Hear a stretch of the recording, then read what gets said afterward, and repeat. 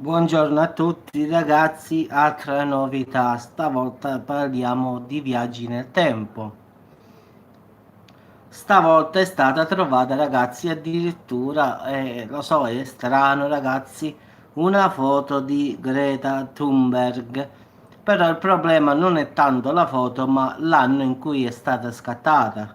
Diciamo, è stata trovata in una vecchia fotografia di un flusso d'oro nello Yukon, quindi qualcosa di assurdo veramente, ragazzi, perché la fotografia, ragazzi, risale bensì al 1898, quindi come si spiega questa sua somiglianza? Ciao, avvocatella. È una fotografia di tre bambini che estraevano, ragazzi, diciamo, grani d'oro. No, no, dopo mettere il link della foto, quindi questo sì. Però ci sta proprio il video di un altro youtuber come me che addirittura ha trovato vecchie foto datate 1898, ragazzi. Ed è lei, ed è proprio uguale, ragazzi, solo cambia l'anno, 1898. E diciamo che questa immagine è stata disponibile per tutti su internet e su Wikipedia canadese, quindi addirittura diciamo era una cosa del sfruttamento spietato del lavoro minorile in quell'epoca, quindi perciò stava su Wikipedia, quindi nessuno conosce ragazzi i nomi di questi bambini né come sia rivelato il loro ulteriore destino. In effetti ci sono due ragazzine e poi c'è lei, ragazzi, è uguale, tale e quale, cioè come dico io. Quindi proprio ragazzi è una copia al 100%, quindi tutti quanti adesso dicono che questa sia una viaggiatrice del tempo, in effetti. La faccia della ragazza, la treccia, coincide con l'età prevista più o meno che 14-16 anni nella foto, come adesso. Quindi sono figli di operai.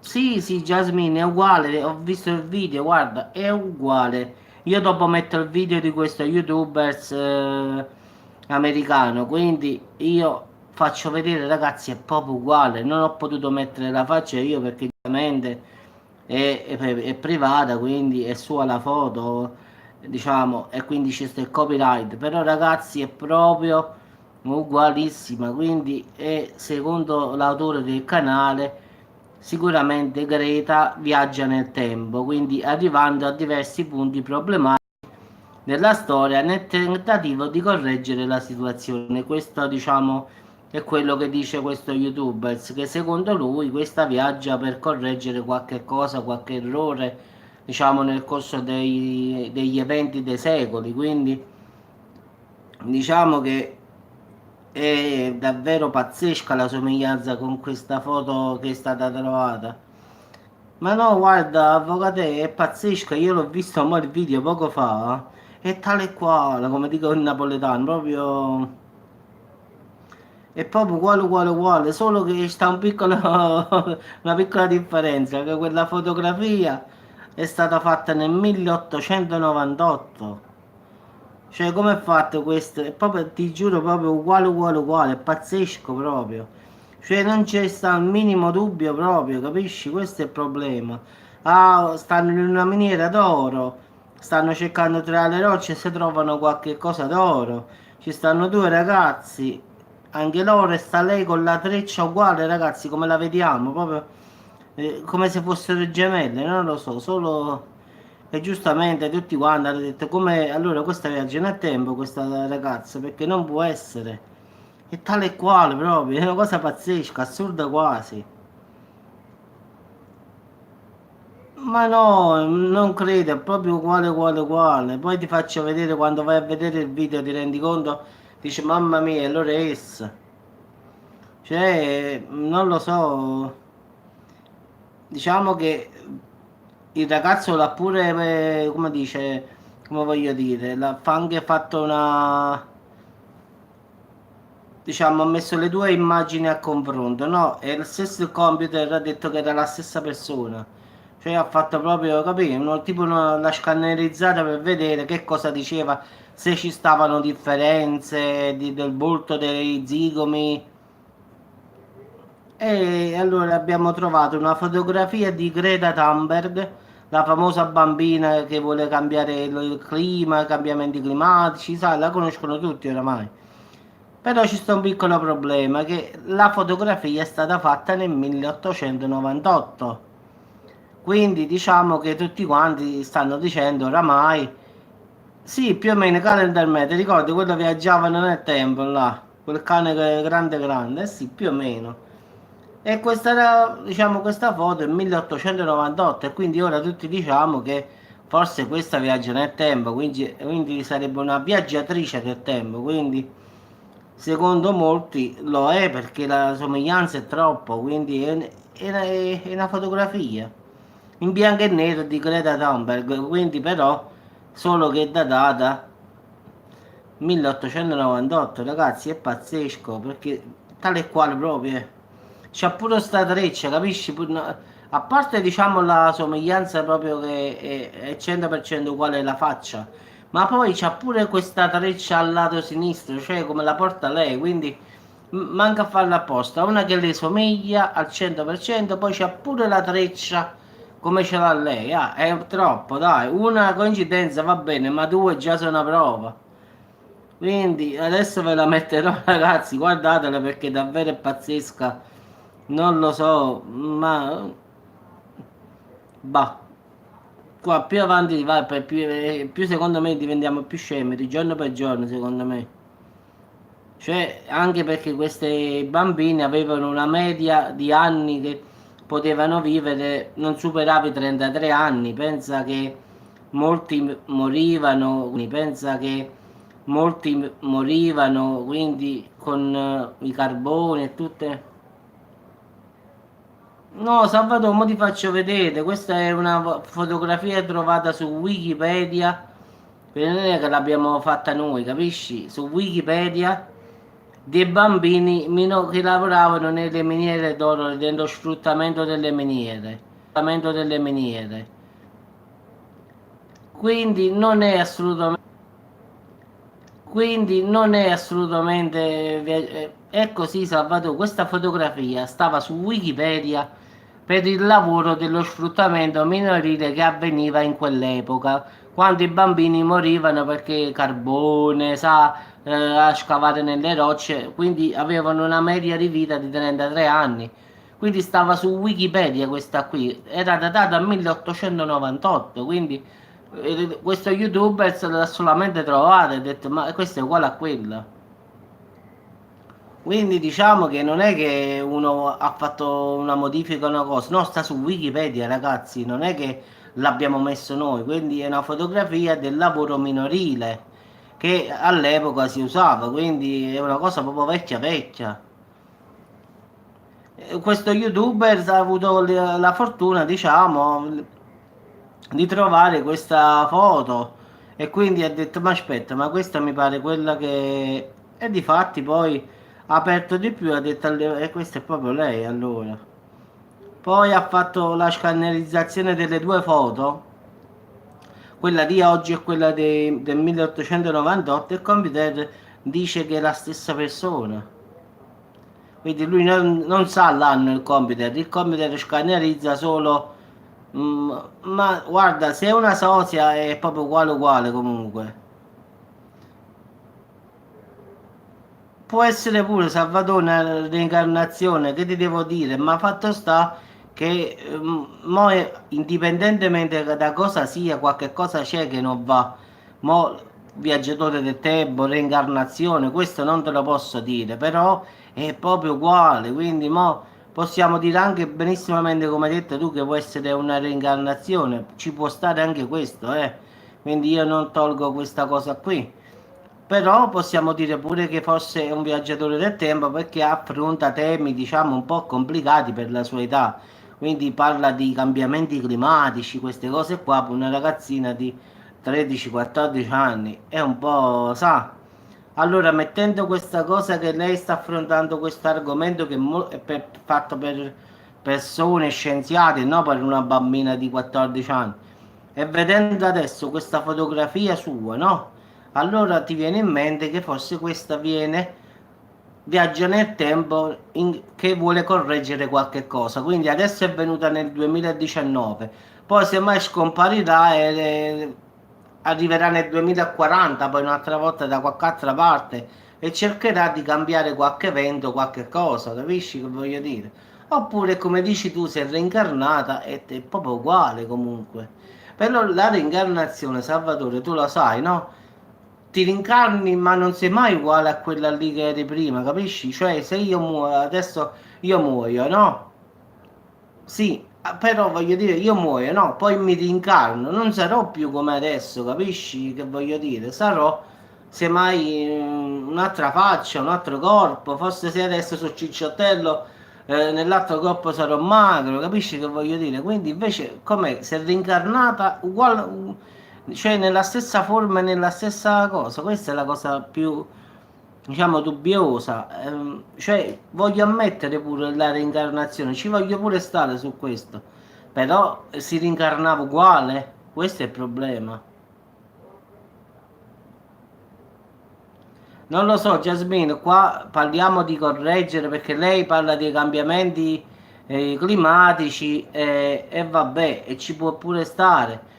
Però può darsi pure che faccia qualcosa di male, questo poi non lo so, è da vedere, mo. Io l'ho sempre detto, addirittura ho fatto un video che ho detto forse questo è il falso, diciamo, profeta, se ti ricordi, quindi già avevo parlato di Greta, che ho detto è ridicolo che una bambina affronta certi temi che sono per persone che hanno lauree, dottorati, master in esobiologia, tutte queste cose qui particolari del clima, climatologia, cioè persone che hanno studiato davvero, quindi scienziati, non una bambina che non ha neanche, diciamo, la licenza superiore, cioè non ha fatto nessuna scuola ancora e parla di materie che non le competono proprio, quello voglio dire io, cioè lei affronta argomenti, tu eri una strega, ti pareva? Avvocatella era una strega la vita precedente. Quindi diciamo che così ragazzi la somiglianza è pazzesca, quindi vabbè a pelle, Jasmine, quella a pelle a volte capita che ad esempio a me, ti dico la verità Jasmine, a pelle il Papa a me non mi è mai piaciuto questo qua nuovo. C'ha la faccia troppo, come ti devo dire, angelica, mi fa paura. Cioè io il Papa che adesso sta, Francesco, Papa Francesco, a me mi fa paura per la sua faccia troppo da angelo, capisci? Troppo quella faccia, sa, di quelle persone buone, pacioccone, però poi dentro sono rapaci, capi? A me questa sensazione mi dà il Papa, questo qua nuovo, in effetti. Grazie, Salvatore. Cioè io questo dico, perlomeno su Papa Francesco io lo vedo, tiene questa faccia che è angelica per me, no? Lo vedi bello, buono, tutto quello. Poi vedi, fa queste azioni e ti fanno pensare, dici, ma allora come ha questa faccia così che sembra portarti fiducia, sa? Però va a guardare poi, senti una cosa, senti un'altra, dici, ma allora questo c'ha solo la faccia d'angelo. Quindi poi dobbiamo vedere dentro cosa c'è. Ma guarda, ma non ti dico una Livia, una cosa è sicura, che sarà manovrata sicuramente da qualcuno. Che volevi fare a 14 anni tu? A strike? Quindi, a parte che manovrata sappiamo tutti da Soros, come tutti quanti lo sanno, alla fine dai poteri occulti e queste cose qua, sicuramente sì, che manovrata, qualcuno sta dietro perché è impossibile che una bambina di 14 anni fa tutto questo casino. A me no, io avevo fatto un video dove ho detto forse, Thunberg è il falso profeta, quindi avevo fatto un video, non è che io ho detto che, ho detto forse, io faccio sempre forse, però io sempre ho detto che non metto al 100% che il falso profeta è il Papa. è questo Papa che abbiamo noi adesso, quindi io perlomeno dalla mia visuale penso che lei, la Pachamama, ya, ti rendi conto le cose proprio pazzesche poi. E l'ha andata, cioè l'ha fatti ripescare nel fiume e se l'è riprese, capisci? Poi ha fatto dai, la pasta senza carne di maiale perché sennò si offendevano gli amici islamisti. Cioè, voglio dire io, fai quella col maiale e quella normale senza maiale. No, invece lui ha fatto solo senza carne di maiale. Perché? Fai due cucine, uno per chi è musulmano e un'altra per chi è normale. Vabbè, la statua di Moloch al Colosseo si è superata. Alcuni cattolici addirittura mi hanno detto no, ma quello rappresenta, che ha detto, aspetta, tipo un angelo, una cosa. Ho detto, ma secondo me voi non state bene, guarda, è una cosa proprio grave.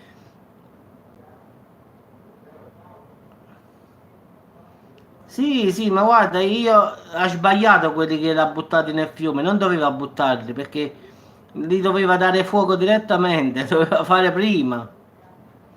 Cioè buttarli, adesso sono stati ripescati. Ti faccio vedere che adesso come passa un po' questo scandalo verranno rimessi al loro posto.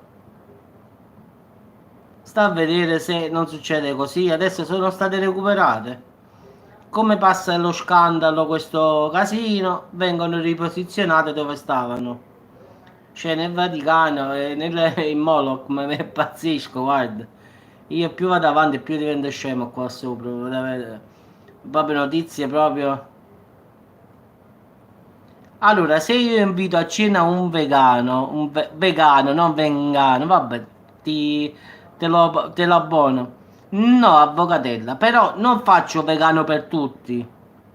Cioè, se tu sei vegana, avvocatella, io a te ti preparo vegano e a me mi preparo la carne, quindi io a te ti metto a tuo agio perché allora ti faccio un esempio, no? Io sono stato con gli amici islamisti. Io sono stato con i ragazzi dell'Islam in Finlandia. Abbiamo mangiato insieme, abbiamo fatto due cucine, una senza maiale e una col maiale. Abbiamo mangiati tutti sulla stessa tavola. Quindi dimmi tu qual è la differenza, avvocato? Io ti sto parlando di amici miei islamisti. Loro avevano il piatto senza carne di maiale. Noi avevamo il piatto con la carne, però stavamo tutti sulla stessa tavola. Quindi dimmi tu, il Papa poteva fare benissimamente così, cioè fare due cucine, una per i cattolici e una per i musulmani. Oh no, Jasmine, io quello doveva fare il Papa, io perciò l'ho criticato. No, no, guarda, gli islamisti si sono seduti con noi. Ti posso assicurare, avvocate, noi avevamo la lasagna con la carne di maiale. Loro avevano la lasagna senza carne di maiale. Abbiamo mangiato tutti sulla stessa tavola, senza dire questo qui, quello no, no. Stavamo tutti seduti sulla stessa tavola, ragazzi. Noi mangiavamo insieme ai musulmani, ragazzi. Loro mangiavano senza carne di maiale e noi mangiavamo col maiale. Sì, sì, avvocatella, sì, sì. Allora, le foto quelle lì che ti ho mandato, hai visto quella foto? Dopo te la faccio vedere, te la mando. Ci stanno due musulmani insieme a me in foto, quello là scuro scuro di pelle e quell'altro lì in Finlandia. Io mi pare che in qualche video l'ho messa. Abbiamo mangiato per 6 mesi insieme, sulla stessa tavola. Loro giustamente domandavano se era carne di maiale oppure no, quindi a loro cucinavano, diciamo, diversamente, a noi stiamo Cioè, alla fine noi stavamo sulla stessa tavola, ragazzi, eh. Cattolici e e musulmani, come li volete chiamare voi. Loro poi facevano il Ramadan fino alla sera finché faceva notte e non toccavano cibo. Quindi quando ci stava il Ramadan usavano fare questa cosa. Poi si mettevano a pregare in qualsiasi parte che quando era toccava pregare, dove stavano, si mettevano a pregare. Quindi li conosco bene, ragazzi, ci sono stato con loro, ho mangiato sulla stessa tavola, io maiale, loro no. Però abbiamo mangiato tutti insieme, abbiamo fatto risate, tu ti mangi la carne di maiale, io mangiavo la costadella di maiale, lui si mangiava il capretto perché il capretto e il pollo lo possono mangiare. Quindi però stavamo sulla stessa tavola, avvocate, non è che stava da un'altra parte perché ci stava il maiale a tavola, in effetti la fetta di carne, eh. Loro non la mangiano, non è che non la vedono, perché la vedevano in fiera. Questi fanno le fiere insieme a me. Quindi quando arrostano la carne, che facciamo la brace, vedono la carne di maiale, vedono la carne di vitello. Loro semplicemente non mangiano quella di maiale. Però venivano a banca a dire mi fai il pollo, faccio l'esempio, no? Quindi mangiavano, quindi non è perché noi facevamo, ma appunto Giuseppini, questo è lo sbaglio che ha fatto il Papa. Il Papa ha fatto proprio, capì? Solo si mangia senza maiale. Cioè, è come se ho capito che tu vuoi farti amico dei musulmani, vuoi stare in pace. Ci sta pure questa cosa qui, io ci sto pure. Però non puoi fare che togli la carne di maiale all'improvviso e togli le nostre cose da mezzo, no? Cioè, voglio dire io, cucina due cose, una col maiale e uno senza. Perché io ti ripeto, io mi sono seduto con i musulmani a mangiare, io la carne di maiale e loro si mangiavano il capretto quando sono... Però io ti dico, mangiavano capretto, pollo, basta che non era carne di maiale, poi mangiavano tutto, loro pasta e pomodoro, la pasta mangiavano pure loro, eh. Abbiamo mangiato 6 mesi insieme, ragazzi, perché noi affittavamo la casa tutti quanti insieme e quindi si viaggiava insieme. Quindi questo problema qua non è vero che la carne di maiale, no, semplicemente se sta a fianco a te lui non mangia il maiale, però sta seduto a fianco a te e si mangia quello che vuole lui. Cioè io con i musulmani ho mangiato insieme, cioè, ancora mi sento col telefono quando mi chiamano dalla Finlandia. Cioè alla fine io ho ottimi rapporti con questi ragazzi musulmani. Io ad esempio ci sta un gruppo ad esempio che fa il kebab di pollo. Sono tutti musulmani lì. Ti posso garantire che fanno pure il kebab di maiale. Semplicemente non lo mangiano, però lo fanno, capisci? Mo' ci sta un gruppo di musulmani che fa il kebab, lo fa al pollo misto e maiale, quindi loro lo fanno il maiale giustamente per venderlo. Quindi loro non lo mangiano, ragazzi, questo è il problema. Non è che non lo toccano, non lo vendono, questo lo vendono. Loro fanno 3 tipi di kebab, viaggiamo tutta la Finlandia. Loro hanno il kebab, fanno come banco, diciamo, in Finlandia. Fanno il kebab, diciamo, con le patatine nel panino arabo, quello là rotondo. Quindi è assurdo quello che il Papa dice, perché io ci sono stato con i musulmani. Allora erano tutti francesi, avvocatella, però tutti musulmani, tutti però venivano tutti quanti dall'Islam, erano tutti quanti partiti, diciamo, per la Francia e avevano sposato delle francesi e adesso stavano in Francia.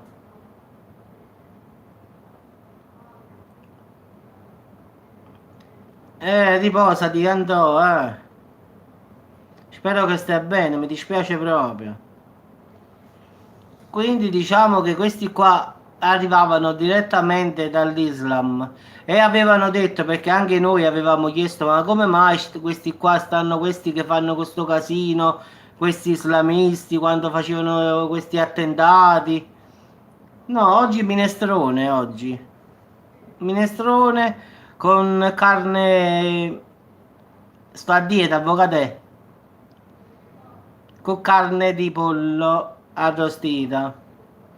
No, no, hanno detto che loro hanno detto così che questi qua sono un gruppo che si sono formati a parte di loro, non sono islamisti.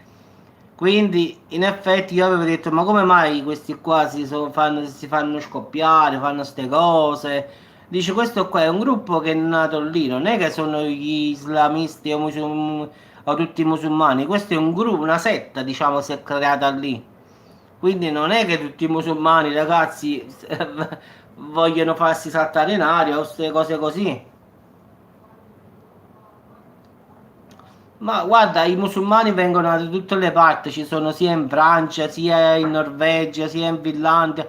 Io l'ho trovato ovunque, ragazzi, quindi però vengono tutti quanti da questi paesi qua, sì, questo sì, Medio Oriente, Pakistan, vengono da lì, però sono, come dire, emigrati, quindi hanno provato la maggior parte si trova in Francia, tutti questi qua che ho parlato io metà sono in Francia, metà stanno in Africa, metà poi stanno in Norvegia e metà in Finlandia. Stanno un po' sparsi un po' per tutto, perché poi da maggio a ottobre tutti quanti in Finlandia, quindi adesso stanno un po' per parte.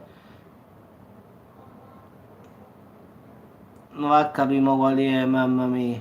Quindi perciò dico, no, Jasmine, in Francia ce ne stanno un sacco pure di musulmani. Io lo so perché lì c'è un sacco di amici e molti sono musulmani. Quindi una buona parte è, diciamo di Parigi, Marsiglia, di queste città qua. In effetti tutti quanti i francesi, quelli che arrivavano da noi, loro vendevano invece le olive. Sì, però avvocato, quelli là che io ho conosciuto non ci pensavano proprio a fare una cosa così. Ma ti dico una cosa, noi stiamo stati a Mikowaiki. Siamo stati a Mikowaiki. No, Mikowaiki, Mikowaiki è Polonia, no. Siamo stati a Kokkola, in Finlandia. Abbiamo fatto la fiera, siamo partiti. Come il giorno dopo che la nostra partenza c'è stato un attentato islamico in quella dove stava, con la piazza dove stavamo noi. Kokkola si trova in Finlandia, Kokkola. E quindi ti dico che siamo partiti per un'altra città e il martedì è successo l'attentato in quella piazza dove stavamo noi. E i musulmani stavano insieme a noi e quelli hanno detto, questi qua è un gruppo che si è formato a parte, non sono musulmani, hanno detto, questi sono pazzi, hanno detto. Quindi loro non danno ragione a questo gruppo qua. Quindi non è vero che tutti quanti pensano che quando si fanno questo qua andranno in paradiso con 40 vergini, come dicono loro. Quindi togliamola sta credenza che non è vera. Che se qualcuno fa questa cosa andrà in paradiso direttamente con 40, avrà a disposizione 40 vergini. Non è vero, hanno detto stessi musulmani questi che stavamo noi, no? A parte che loro, come dicono loro, odiano la violenza. Quindi hanno detto non esiste che il nostro Dio dobbiamo fare del male degli altri e avremo questa cosa. Coccola con la K, avvocate, no con la C, tutta con la K. K iniziale e due K centrali. Coccola, non come hai scritto tu. Coccola però con la K. Perciò vi dico ragazzi, quindi adesso sta cosa di Greta sta già su tutto internet, viaggiatrice del tempo, diciamo sta un po' già, sta viaggiando molto. Eccola qua, Coccola. Coccola è una città finlandese di 46.600 abitanti, quindi Coccola con la K.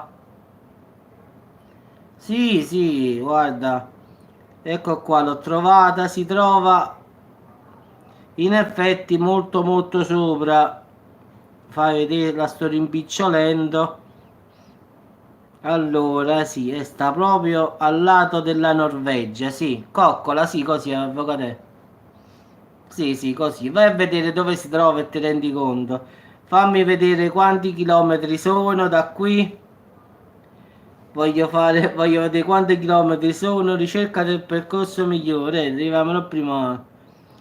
Sono da Salerno a lì 3565 chilometri. Se passiamo per la Bielorussia, quindi facciamo Estonia e Bielorussia, poi dobbiamo fare un po' di mare e poi salire. Dobbiamo salire. Comunque in linea d'aria è di fronte alla Svezia, ragazzi. Tanto per farvi capire, si affaccia sul mar Baltico. Quindi è proprio sopra, sopra, sopra. Diciamo che più ci sta la Lapponia dopo. Quindi proprio sopra, eh.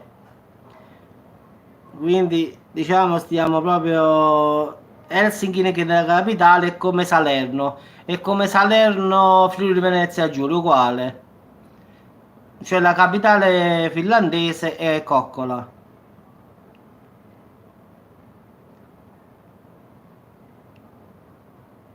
Spero che ti rimetta, andò, dai, forza. Mi dispiace che non possiamo fare nulla, quello è il problema. Mi dispiace vederti così. Cerca di prenderti qualche antidolorifico possente, che ti devo dire? Perlomeno cerchi di alleviare un po' i dolori, lo so. Cerca col dottore di parlare qualche cosa di più forte. Lo so che tu ultimamente mi hai detto addirittura la morfina, ste cose qua. No, lui stava già usando molto una cosa già più potente, quindi ha dolori forti, quindi mi dispiace veramente, no. Vabbè, Anto, sì, ho girato tutte e molte, ma a finale sempre per lavoro, quindi diciamo che alla fine mi sono divertito, questo sì, però ho pure lavorato. In effetti, quando arrivavamo in una città, avevo solo un giorno libero per poter girare un po' e poi si incominciava, diciamo, quindi il tempo di sistemare le valigie e poi fare un giretto così veloce e buonanotte. Però, sinceramente, se lo dovrei rifare di nuovo, lo farei da capo tranquillamente. Quindi sono fatto quasi 7-8 anni così. Mi sono divertito alla fine. Ho lavorato, ho guadagnato un sacco di soldi. E che ti devo dire? Lo rifarei tranquillamente un'altra volta, senza problemi. Quindi non mi pento di quello che ho fatto, no, no. Certo, Torino è la città dove di solito sto io, diciamo in Piemonte, quindi proprio Rosta, Collegno, Rivoli, queste città qua, diciamo, questo è il Piemonte in effetti è la mia seconda casa, si può dire.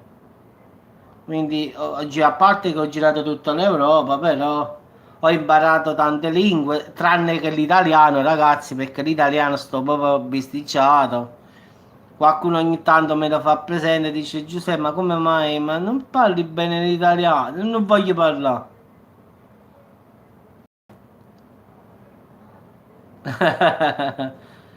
Lo so, andò.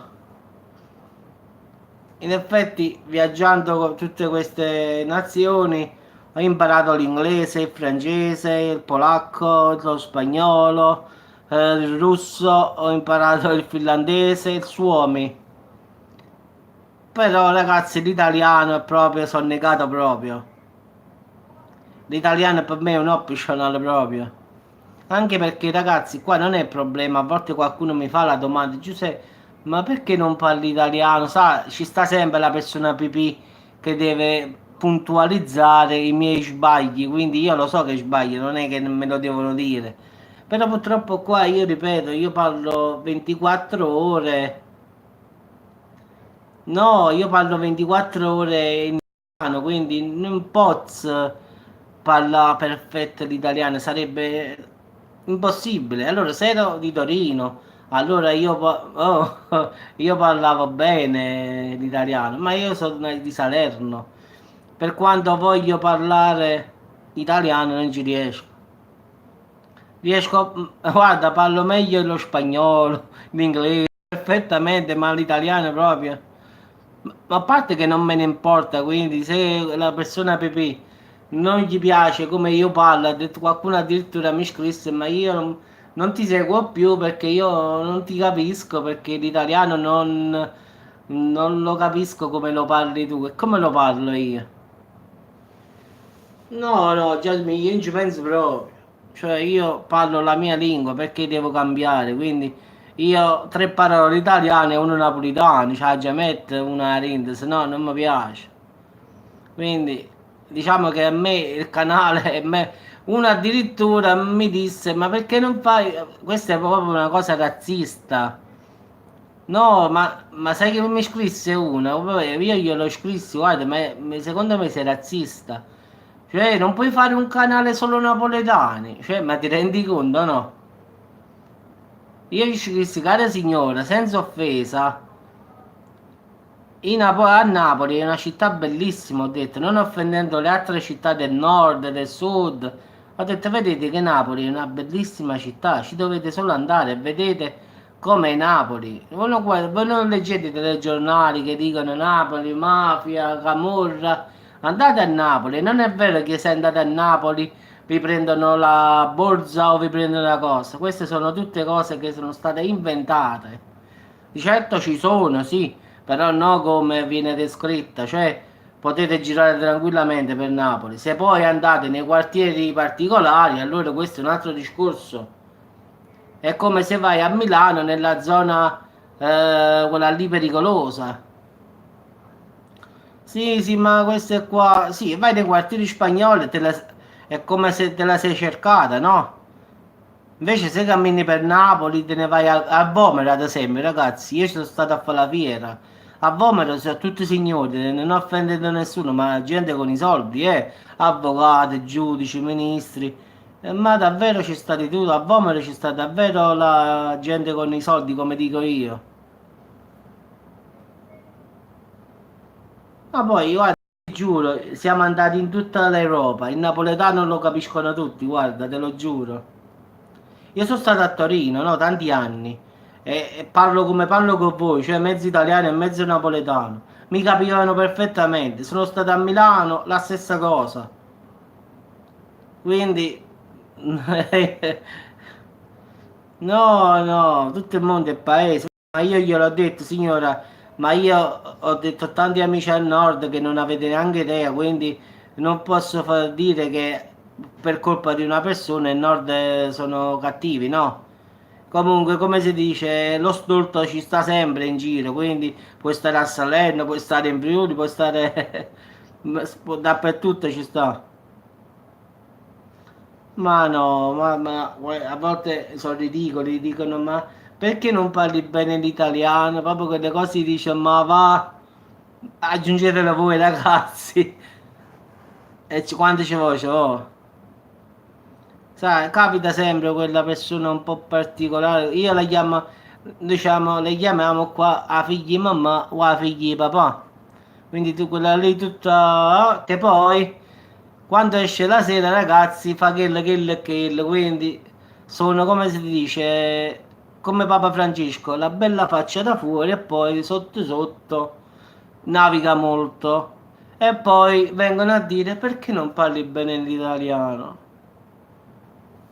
E poi dovremmo fare la sua carriera, diciamo, artistica, chiamiamola così, va?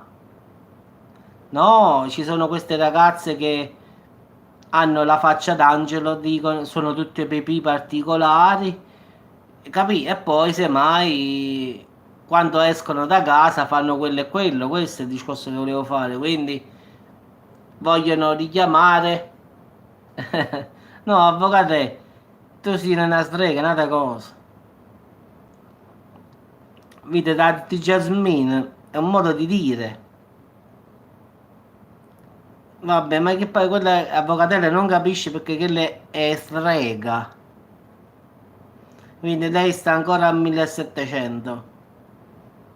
Ma avvocato, ma non è che qualche volta ti trovo un coppa a qualche fotografia pure a te? Non è che sei una viaggiatrice del tempo come Margherita pure tu? Ma devo andare su Wikipedia, devo trovare foto vecchie.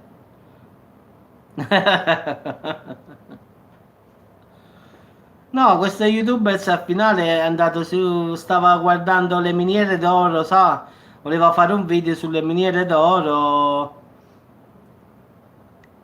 e poi ha trovato Greta.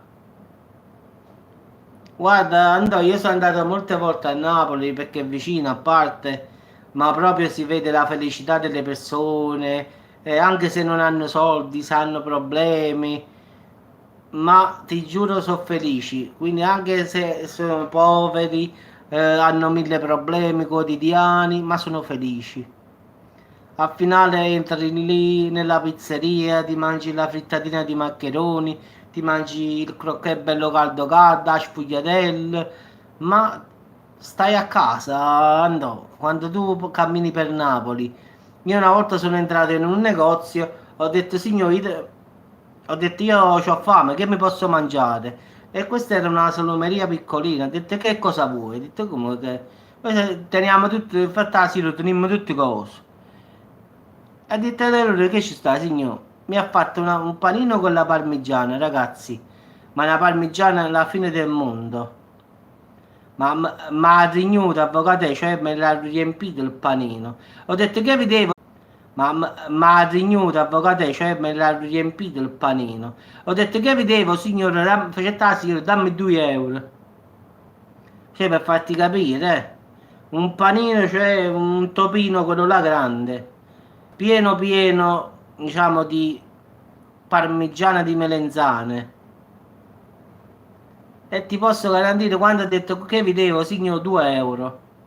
Poi sono andato un'altra, ma sì, pesava, Manu Panino, pesava proprio.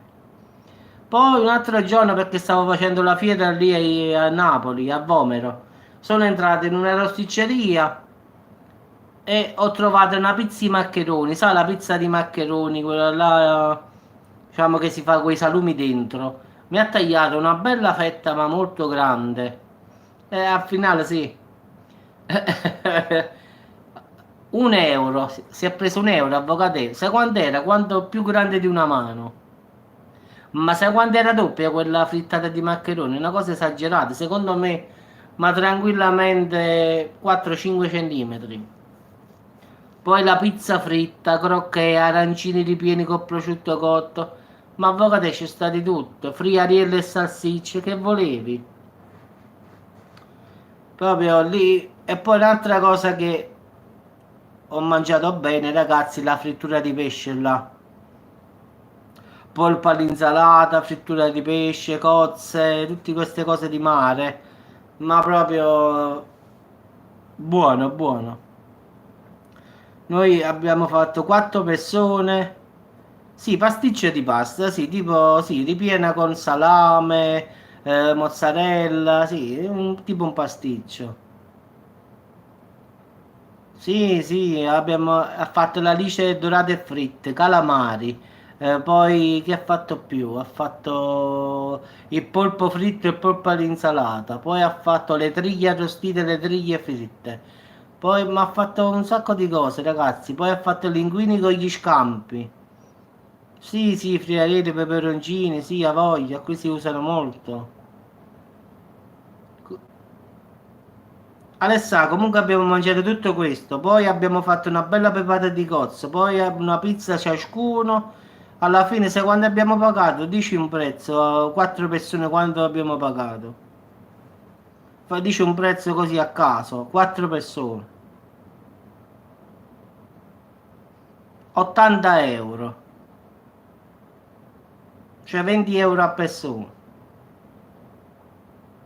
Sì, sì, pure il dolce abbiamo mangiato, sì, sì. Ha portato la torta Sacher, un pezzo ciascuno, ma un bel pezzo, eh. Abbiamo pagato 4 di noi 80 euro.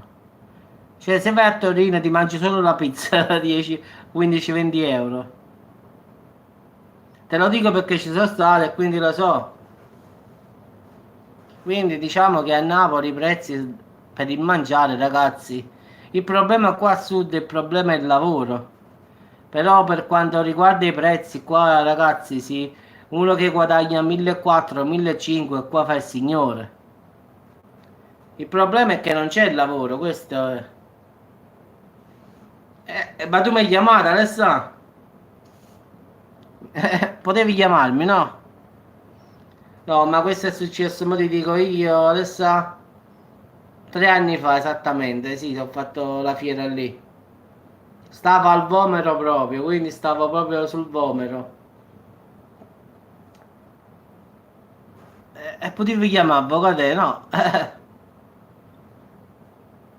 Però c'è molto bene a Napoli, ragazzi. Pure se andate agli chalet sulla lungomare di Napoli, fanno tutto a base di pesce, ragazzi, è tutto buono. Quindi pure in estate potete andare a mezzanotte, a luna di notte, è sempre pieno. Certe volte io quando avevo il bar alle 11 chiudevo e partivo per Napoli, quindi dalle 11 40 minuti stavamo a Napoli e andavamo a mangiare agli chalet che chiudevano alle 4 alle 5 del mattino, ragazzi, là si fa mattina. Una mattina addirittura, Antonio, siamo andati lì, a mezzanotte siamo arrivati, abbiamo mangiato, poi abbiamo detto che fa, ci ritiriamo, abbiamo fatto l'alba, ci siamo mangiati la sfogliatella e ci siamo ritirati. Pensa un po', abbiamo fatto proprio mattina, è solo andato ad aprire il bar direttamente, quindi non sono passato proprio per casa. Ho fatto una sola tirata, diciamo. Però sono esperienze, ragazzi. Sì, sì, sono andato un sacco di volte, mica una volta solo, sì. Ogni sera andavamo in un ristorante, quindi cambiavamo. Tanto ci stavano i soldi, avvocati, quindi, come si dice da noi, si scialiava. Alessandro, non ti preoccupare, pure io ho dato, quindi ho guadagnato un sacco di soldi, però li ho spesi lo stesso, quindi al finale ho guadagnato bene, però me ne ci visto bene, quindi non me ne pento proprio, di certo se avrei fatto il tirchio avrei i soldi oggi, però posso dire che mi sono visto bene, quindi non me ne importa proprio. Mia mamma a volte me lo dice, tu dovevi tenere 1 milione di euro conservate minimo. Ti hai mangiato tutto, fa mia mamma. E dico, mamma, che vuoi? Mia mamma ogni tanto me lo ricorda.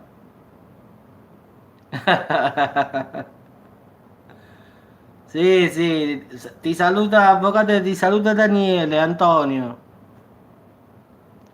Quindi al finale, ragazzi, la vita è breve, quindi... Sì, mia mamma sempre me lo dice, ti sei mangiato tutto e tutti. Certe volte quando mi vede dice, e pensate che dice tu ti tieni i soldi, faceva, fa. Ma se quanti soldi ti hai mangiato, fa?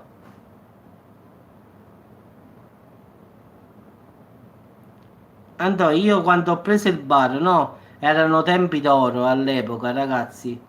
Le slot machine ancora non erano dello Stato. Quindi facevamo diviso due, io e il gestore delle slot. Ho lavorato per 2 mesi bene, bene proprio, Antò. Sono sceso una sera verso le 5 del pomeriggio, ho comprato una Golf in contanti. Tanto per dirti, nuova, io parlo nuova. L'ho comprata in contanti. Purtroppo i tempi belli, ragazzi, ma qua si parla di 20 anni fa, sono finiti, quindi i tempi belli sono passati, quindi tanto per dirti. Beh, purtroppo quando stavano, io l'ho comprata a lire, ma ti dico, quando stavo io ho iniziato a lavorare in un bar, ragazzi, mi pare che l'ho raccontato questo, guadagnavo 2 milioni al mese, perché giustamente gestivo tutto io, quindi il proprietario veniva solo a prendersi i soldi e basta. Quindi io prendevo 500.000 lire a settimana. Però facevo tutto io, cornetti, tutto, quindi io avevo un ragazzo che mi aiutava. Quindi diciamo che già io a 18-19 anni già guadagnavo 2 milioni al mese e all'epoca quando stava la lira, ragazzi, quei soldi non venivano mai. Io mi ricordo, raga, quando cambiavo le 100.000 lire, e quella era, come dico, eterna era. Non veniva mai le 100.000 lire. Mo' cambi 50 euro. Ciao ciao, è finita. Quindi c'è stato, con la lira si stava bene, ragazzi. Però, come si dice, i tempi belli finiscono. Vabbè, ce ne siamo visti bene. Mamma dice, vabbè, tu potevi stipare, tu potevi stipare. E che vita avrei fatto poi se avrei conservato tutto? Nessuna vita bella. Sì, Alessà, ma io guarda, certe volte pure gli amici qua, sai, quelli che non lavoravano, io all'epoca avevo i soldi, quindi prendevo 3-4 amici, ragazzi, ma venite con me, beh, ma io non ho soldi, e qual è il problema? Pago tutto io, andiamo. Prendevo 3-4 amici e me li portavo, qual era il problema? Quindi sono stato sempre, diciamo, una persona che se ce l'ho, figurati, se qualcuno mi viene a dire, beh, mi dai 100 euro e ce l'ho, perché no? Sì, Alessa, io mi sono tirato mai indietro, mi conoscono qua a Matierno, ho aiutato davvero quando ho potuto a tutti, ma nel vero senso della parola, quindi pure qui è una zona diciamo un po' problematica, quindi a volte io so la famiglia che stava in difficoltà e l'aiutavo, sapevo che un mio amico semmai stava all'hotel come lo chiamo io, perché semmai avevo fatto un guaio e io sotto le feste di Natale oppure di Pasqua prendevo 200 o 300 mila lire e gliele mandavo alla moglie, dico fai la spesa per Natale, compra dei giocattoli ai bambini, quindi diciamo che come si dice qua a sud io ho sempre saputo campare, quindi perciò mi vogliono bene tutti al finale, quindi perciò c'ho un sacco di amici perché mi sanno come sono. Non te lo do se non lo tengo, quindi se non lo tengo non ti posso aiutare, se no lo faccio, quindi non mi sono mai tirato indietro. Quindi quando ho avuto i soldi siamo stati tutti bene, così ti dico io. Al finale, a parte io stesso che sono stato bene, ma tutti quelli che stavano intorno a me hanno goduto della stessa cosa mia, quindi i soldi miei erano pure i soldi loro, quindi non me ne sono mai fatto un problema. Perciò mamma dice non ti sei mai conservato nulla. Però non me ne pento, guarda, sinceramente, quindi era giusto che e dovevi venire prima, Alessa. Guarda, se venivi prima, in quegli anni là, ti avrei detto di sì. No, no, mia mamma, allora, certe volte mamma ha ragione, no? Se io sarei stato un po' accorto, diciamo che non dico 1 milione di euro, ma 300-400 mila euro dovevo tenerli conservati tranquillamente.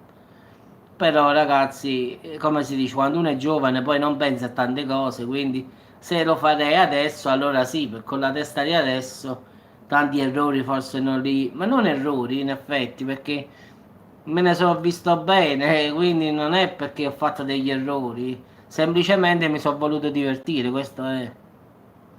Quindi si sono divertiti le persone insieme a me, i miei familiari insieme a me, tutti quanti quelli che mi stavano all'epoca, anche perché qua diciamo ci conosciamo tutti, quindi non è che sì, sì, poi arriva la vecchiaia e poi che te ne vedi più bene.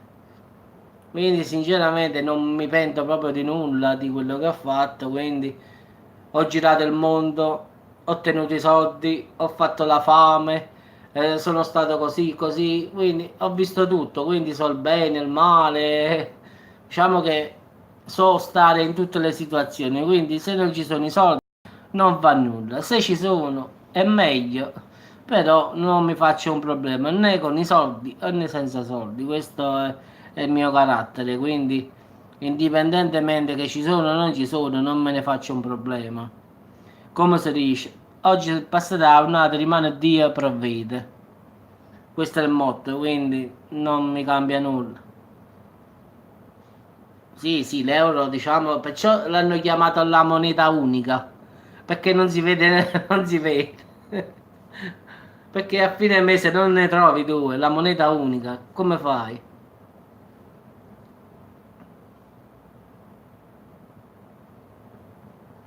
E adesso pure io, un sacco di amici avevano negozi. Ti posso assicurare che io avevo persone che giocavano da me a carte, alle slot machine. Ti posso assicurare persone che avevano macellerie, salumerie, diciamo tutte cose che vanno. Oggi tutti quanti hanno chiuso, Alessà. Erano gente che all'epoca spendevano 400-500 mila lire al giorno, perché avevano dei negozi che andavano forte come andava il mio, andava fortissimo il mio. Io se non quando il giorno più brutto che facevo, sì, sì, andò, ma io non ci penso proprio, i soldi sono una cosa che vanno e vengono, quindi basta che ci sta la salute, a me me ne importa proprio i soldi, andò. Quindi preferisco la salute ai soldi, voglio sta povero e tenere la salute bene, quindi ci tengo proprio a a precisarlo. Dei soldi voglio stare disperato, fare una vita normale, normalissima, anche una volta bene, una volta normale, ma basta che tenga la salute. No, avvocato, io ho notato una cosa, che quando tieni i soldi vengono i soldi, quando non ne hai non arrivano. Sì, sì, Alessà, sì, sì. Purtroppo i tempi belli sono finiti, ragazzi, questo è il discorso. Però a volte secondo me i soldi sono un male al finale, e l'ho detto sempre, pure quando lavoro. Sai perché? Io perlomeno sono riuscito a equilibrarmi, li ho spesi così con gli amici, a divertirmi, a fare queste cose qua. Invece gli altri hanno preso altre strade, quindi chi si è incominciato a drogare, chi ha preso vizi, chi ha incominciato a fare questo, chi ha incominciato a bere. Quindi diciamo che i soldi non sempre portano la felicità, portano pure guai. Fateci caso, quelli che hanno i soldi hanno i vizi maggiori, quindi al finale non credo che i soldi danno la felicità, ma è relativa. Ci stanno un sacco di persone che hanno i soldi ma non sono felici, quindi. E ci stanno persone che non hanno neanche uno e se li vedi sono famiglie che sono felicissime, pure se non hanno nulla. Quindi non è un problema di soldi, ragazzi, è un problema di come si è. Appunto ti dico, ognuno ha il vizio del gioco dei cavalli. Qua a Salerno io avevo tre amici proprio che giocavano, venivano a giocare. Io avevo la corsa dei cavalli online. Loro si mettevano davanti allo schermo, ti giuro, Alessà, e puntavano sui cavalli. Quello era, diciamo, online, quindi era virtuale, non erano cavalli veri. E loro si mettevano là, punta su questo, fa tris, fai questo, fa quello. E si mettevano lì tutti i giorni, 10 euro, 5 euro, 4 euro, 10 euro. Sì, e quante volte gliele date questi 40.000 euro? Adesso dopo, la voglia. Io una volta avevo un direttore di banca che giocava nella slot machine. Aveva vinto 2000 euro. Se li prese e se ne andò via. Vi posso garantire, ragazzi, negli ultimi 10 anni li ha rimessi almeno 20.000 volte quei 2000 euro. Quindi, tanto per dirvi che non ha vinto solo quella volta, poi non ha vinto mai più. Pensa che di 15 anni fa, questo una mattina è venuto, ha incominciato a giocare, stava a 4.000 euro che stava perdendo. Ho detto direttore, adesso vi dovete fermare perché è troppo. Ho detto, dove volete arrivare? No, no, devo giocare, devo giocare. Ho detto, io devo venire a casa che arriva vostra moglie, mo fate casino a casa. No, no, devo giocare. Comunque è arrivato a 2000 euro nella slot machine. Che ho detto scaricate, quindi mi date solo 2000 euro e ve ne andate, avete perso di meno. No, no, no, no, deve fare, deve fare, deve fare. Sì, ma quella è come una droga, le sai, io l'ho sempre detto, io. Sai che cosa ha fatto a questa persona? Perché davvero sta persona si stava rovinando, eh. E a me non piaceva vivere su queste rovine delle persone. Gli ho regalato la slot, Alessandro, sai che cosa ha fatto? Me l'ha tornato indietro. Io gli ho regalato la slot che a lui piaceva. Io a Antonio gli ho regalato la slot dove lui giocava tutti i giorni. Gliel'ho messa nell'auto, perché quella era quella là da tavola, sai, quelle là non tanto grandi, quelle là alte 2 metri, ma quella là da tavolo. E lui giocava sempre lì, un gioco che gli piaceva, che uscivano i bonus, c'ha tutte queste cose, e lui si divertiva in questa slot, ma perdeva soldi.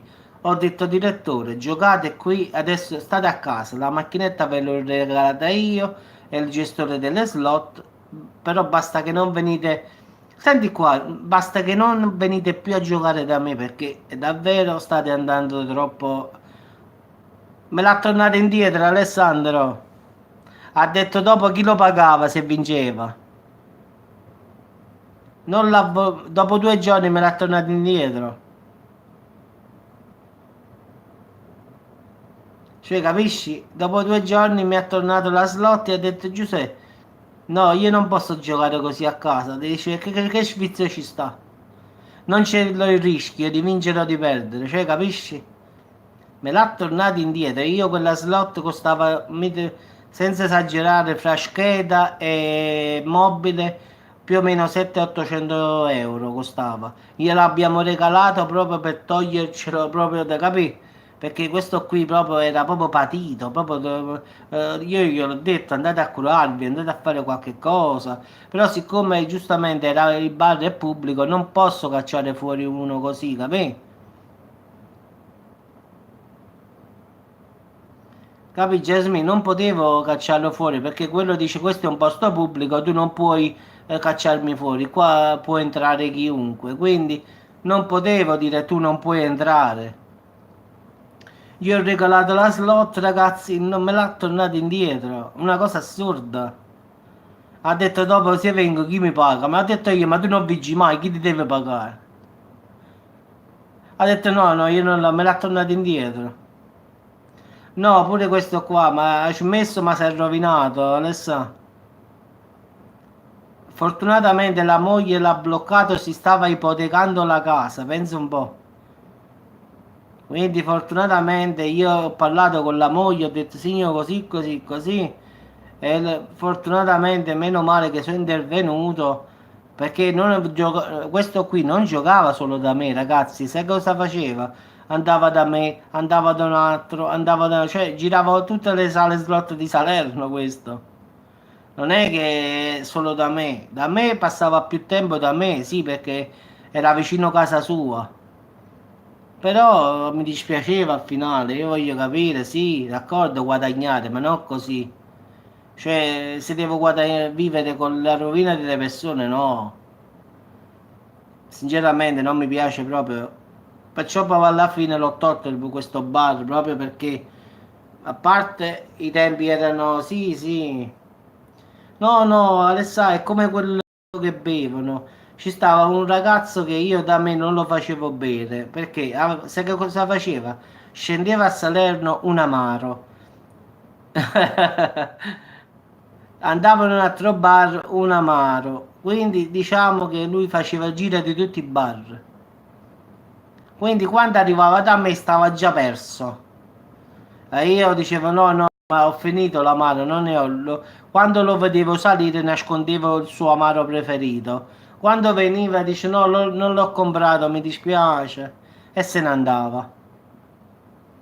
Cioè aveva questo vizio di girare, capì? Siccome lo conoscevano tutti, allora beveva uno, due cicchetti per parte, quindi per non far poi che non lo facevano bere. Allora faceva due da uno, due da un altro, però si faceva il giro, capì?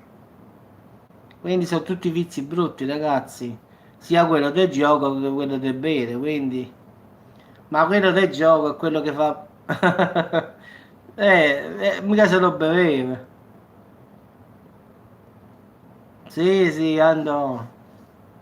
Vabbè, ragazzi, vi saluto. Ci sentiamo più tardi per un altro video. Quindi, ragazzi, è confermata Greta Thunberg, viaggiatrice del tempo. Quindi, adesso, quando finisce l'elaborazione del video, vi metto il video di questo youtuber che ha trovato questa fotografia, diciamo, di questa Greta Thunberg del 1898. Quindi. Ah, questo sì, eh. Vabbè, ciao ragazzi, a dopo.